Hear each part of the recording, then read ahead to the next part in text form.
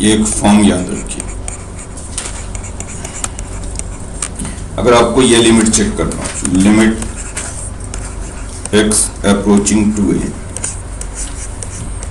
fx raise to gx, अगर ऐसा कोई लिमिट चेक करना हो एक्सपोनेंशियल फॉर्म में fx रेज टू gx, जिसमें बेस और पावर दोनों वेरिएबल है fx एंड gx, और fx अप्रोच कर रहा है 1 को और gx अप्रोच कर रहा हो इन्फिनिटी या माइनस इन्फिनिटी। ध्यान रहे 1 raise to infinity meaningless form होता है अगर बेस 1 को जा रहा हो और पावर इनफाइनाइट हो, चाहे प्लस इन्फिनिटी या माइनस इन्फिनिटी, तो ये मीनिंगलेस फॉर्म है। कभी भी आपको ऐसा दिखाई दे fx रेज टू gx, चेक करना जरूरी है कि ये जो मैं बताने जा रहा हूँ ये तभी वैलिड होगा जब बेस 1 को अप्रोच कर रहा हो और पावर इनफाइनाइट हो, चाहे प्लस इन्फिनिटी या माइनस इन्फिनिटी। तो ये अगर जब भी दिखाई दे fx रेज टू gx, आप इसको ये लिख सकते हो, limit x approaching to a e raise to fx minus 1, ये लिखा जा सकता है e raise to fx minus 1 into gx।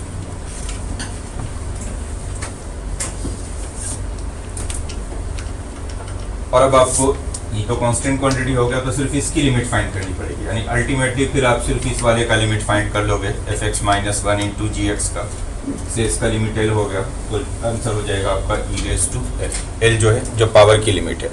तो फाइनली आप इसका आंसर लिख दोगे e raise to l, l किसकी लिमिट हो गई, इस वाले की fx माइनस 1 इंटू gx की लिमिट अगर l हो गई तो ये e रेज टू l हो जाएगा। यानी इसका आंसर जब भी आएगा तो ऐसे आएगा e के पावर में, e raise to 1, e raise to 0, e raise to half, इस तरह से आएगा। ठीक है। ये नाउ कैसे लिखा, आपको वैसे तो डायरेक्टली फॉर्मूला यूज करना है, बट स्टिल ये रिजल्ट आया कैसे ये देखें कि इसका प्रूफ क्या है। हमारे पास था limit x approaching to a fx raise to gx। Last class में भी एक एक्सपोनेंशियल फॉर्म के लिए फॉर्मूला बताया था कि जब भी a रेज टू x हो तो आप उसे e raise to x log a लिख सकते हैं। तो इसको क्या पढ़ लो, e raise to x base a power x, तो क्या लिख देते हैं इसको, e raise to x log a।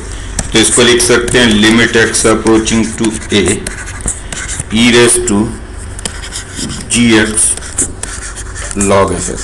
बोलो सही है। इसको याद रखने के लिए मैंने कहा भी है कि आप बेस पे लॉग लगाते हैं, यानी जब e के पावर में कन्वर्ट करोगे तो बेस पे लॉग लगा दोगे, यानी क्या लिखोगे e raise to log fx, और जो पावर होता है वो साथ में आ जाता है। बोलो ठीक है ये। और अब हम इसे ये लिख सकते हैं limit x approaching to a e raise to, जो log fx है वो आप ये लिख सकते हैं 1 fx माइनस 1 लिख सकते हैं, डिवाइड कर दो fx माइनस 1 से और मल्टीप्लाई कर दो fx माइनस 1 से, और एक gx हमारे पास पहले से। ये gx तो पहले से, वो तो एज इट इज लिखा है। जो log fx था, ये जो था log fx, इसको क्या लिख दिया, 1 ऐड करके 1 सब्ट्रैक्ट कर दिया, 1 plus fx minus 1 over fx minus. अगर आप थोड़ी देर के लिए fx माइनस 1 को x पढ़ लो, से कैपिटल X, तो ये गिवन था। इस फॉर्म में हमने पहले ही कह दिया कि fx हमारा कहाँ अप्रोच कर रहा है, 1 को अप्रोच कर रहा है। fx 1 को अप्रोच कर रहा है तो fx माइनस 1 क्या है, 0 है। तो अगर आप इसको कैपिटल X पढ़ोगे तो ये log 1 plus x over x हो गया, जिसमें ये जो x है ये 0 को जा रहा है, और log 1 plus x over x की लिमिट क्या हो जाती है, 1। तो ये हो गया log 1 plus x over x, x किसको पढ़ रहे, fx माइनस 1 को। तो ये जो log वाला टर्म है ये 1 बन गया, और ये 1 बन गया, तो बचा क्या आपके पास, सिर्फ fx माइनस 1 इंटू gx। तो इसलिए ये बच जाएगा e raise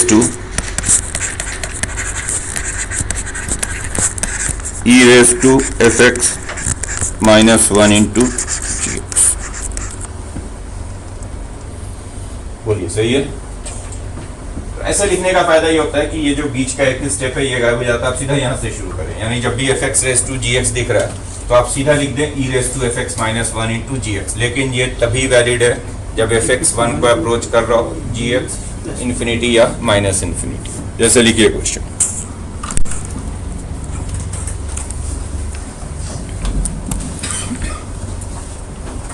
limit x approaching to 0 cos x, okay पहले ये लिखा थोड़ा सिंपल है,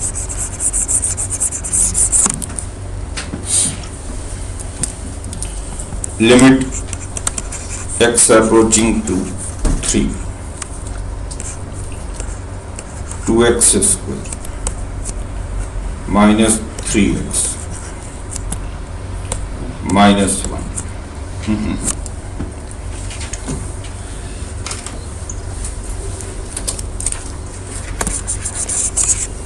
minus 7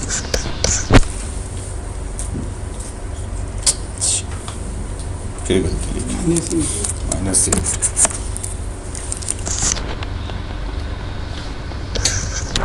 raised to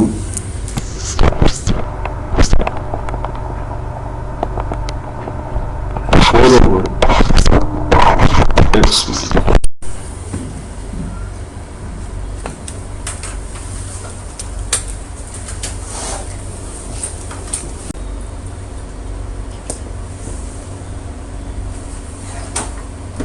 हो गया। ये तो आप देख ही सकते हैं, चेक करना जरूरी है कि बेस 1 बन रहा हो, पावर इन्फिनिटी बन रहा हो। x को 3 रखोगे तो बेस 1 बन रहा है, चेक करके देख लो, और ये 4/0 बन रहा है यानी इनफाइनाइट है। तो बेस 1 पावर इन्फिनिटी, क्या लिखना है आपको इसे, लिमिट x अप्रोचिंग टू 3, क्या लिखते हैं, e raise to fx minus 1, यानी बेस में से 1 सब्ट्रैक्ट कर देते हैं, तो fx ये है माइनस 1 और तो ये हो गया e raise to fx minus 1 into gx। क्या बनाए, limit x approaching to 3 e raise to ऊपर हो गया 4 times 2x square minus 3x minus 9, नीचे x माइनस 3, सही है। e रेज टू देखो फैक्टराइज हो जाएगा न्यूमरेटर, क्या फैक्टर है, x minus 3 2x plus 3 over x minus 3, तो ये x माइनस 3 हो गया कैंसिल, और जब x को 3 रखोगे अब तो हो गया e रेज टू, x को 3 रख रहे हो ना तो 36, तो लिमिट है e रेज टू 36। नेक्स्ट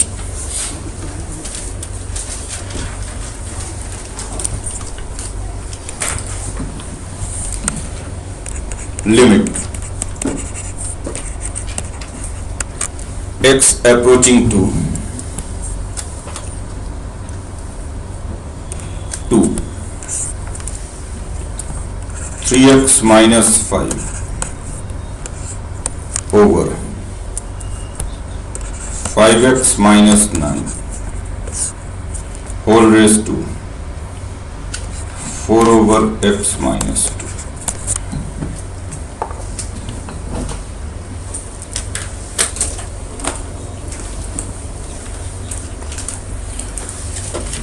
के ऊपर 4x लिख दो, 4x ओवर x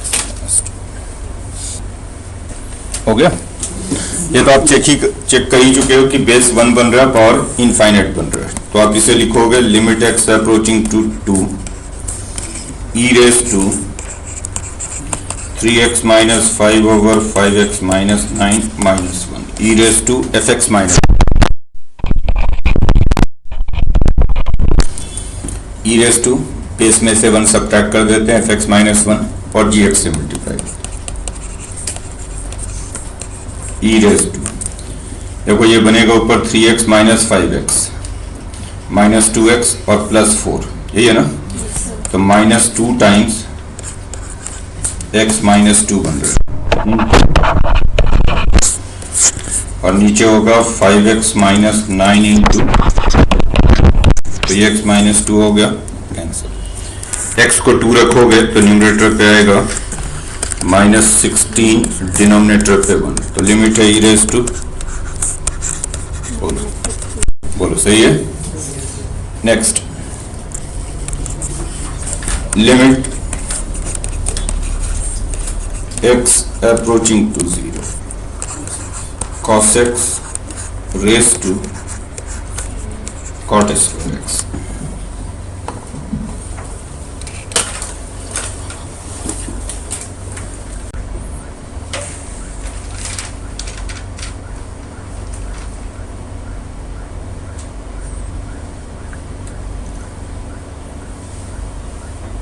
ये तो आप देख ही रहे, एक 0 का अप्रोच करेगा तो बेस 1 है, पावर इनफाइनाइट है 0 के बाद।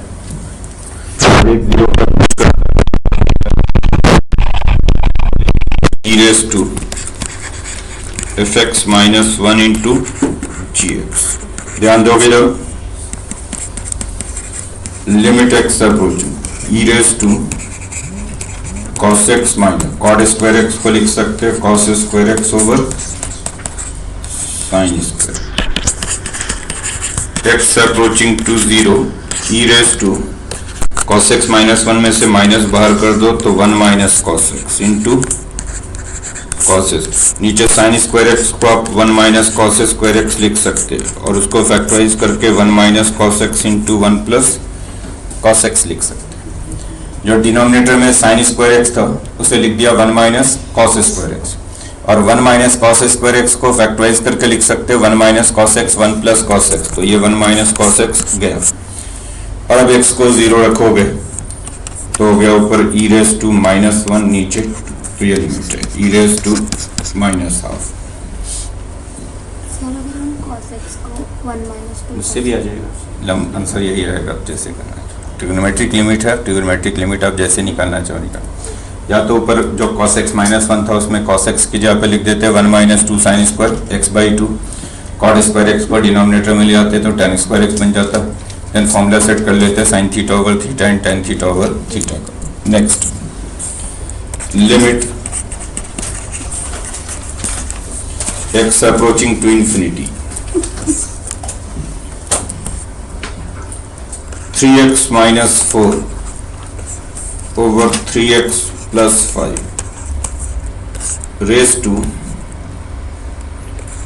5x square minus x over 2x plus 1।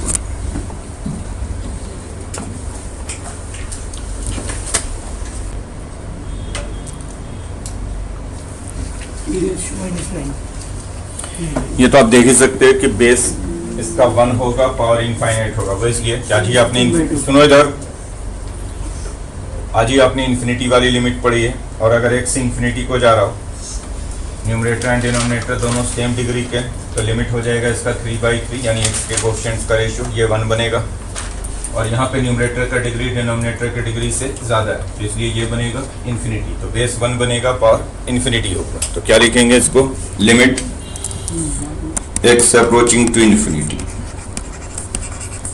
e raise to 3x minus 4 3x plus 5 minus 1 e raise to fx minus 1 और साथ में मल्टीप्लाई कर दिया gx 5x square minus x over 2x। ठीक लिखा भाई।